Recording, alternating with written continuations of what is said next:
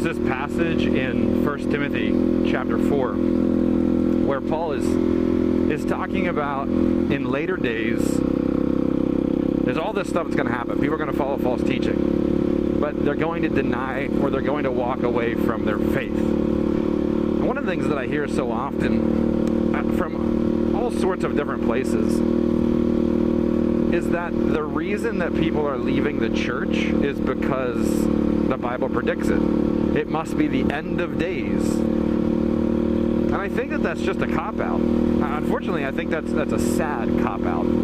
Those people inside the church who are wondering, where are people going? Why are the young people leaving the church and not coming and joining and being a part of it like they were in the good old days? Maybe it's parenting. Maybe parents just don't have a strict enough control over their kids and make them come to church. There's all sorts of stuff, but what it comes down to is, well, this is just the way it's going to be. In the last days before Christ returns, people are going to walk away. And if you stay with it, then you show that you're one of the true blue. And maybe there's some truth in that. I don't know what the end of days is going to be like. None of us do.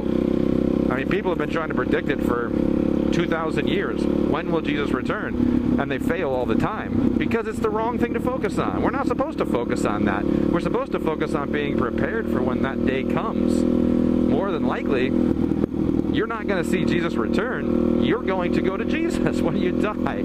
So we should just focus on preparing ourselves either way. But the fact of the matter is, sadly, people are leaving the church. And specifically, young people are leaving the church. If you want to go check out some interesting statistics about such a thing, go to barna.com, barna.com.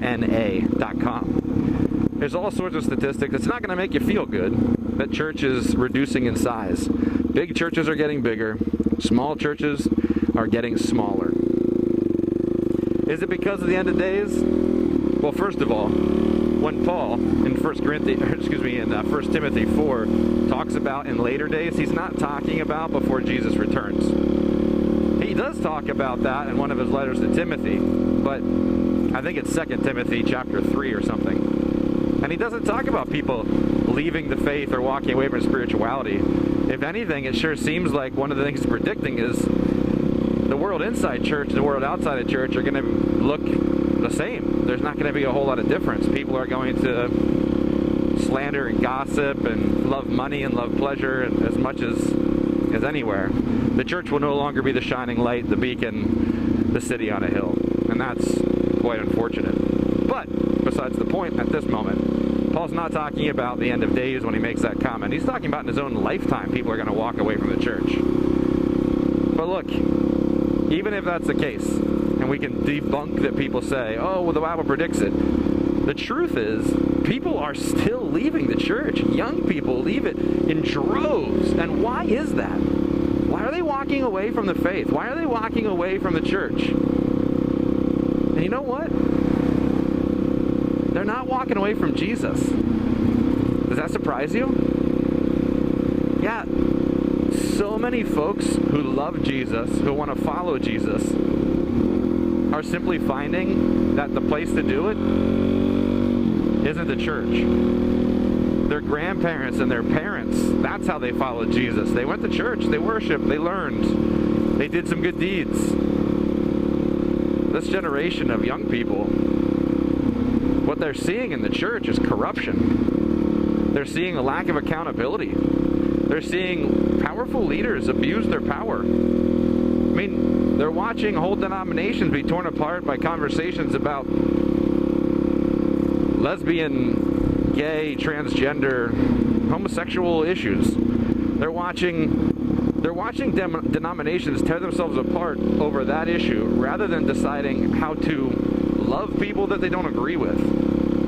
They're watching the Catholic Church deal with all sorts of accusations about inappropriateness with children. They're seeing the church abuse trust that has been given to them, bestowed upon them, not just by individuals that go to the church, but by the government who gives church breaks.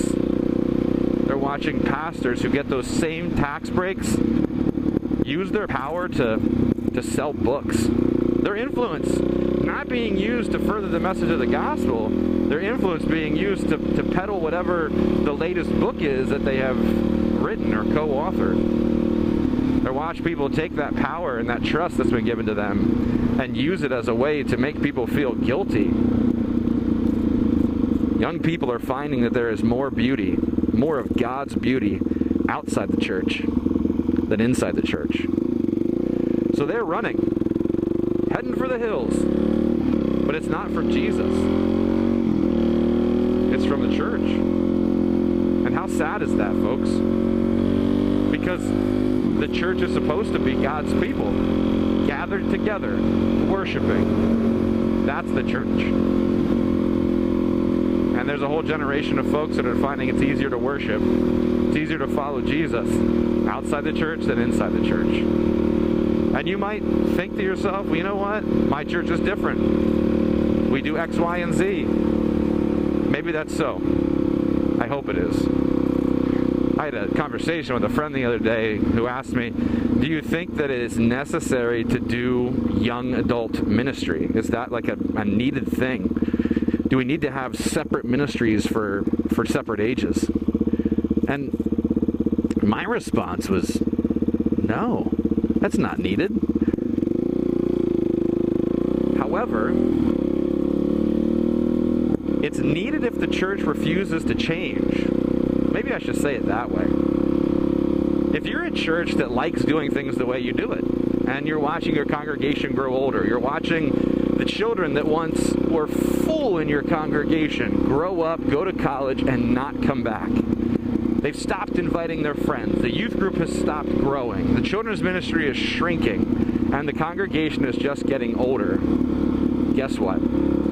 If you're unwilling to change some of those aspects that make your church what it is, then yeah, you're going to need an age-specific ministry for young adults. But if you're the kind of church that looks around and says, wow, we're getting old, the young people aren't coming, it's time for us to make some changes. And I'm not talking about the style of your music. I'm talking about the way that you teach.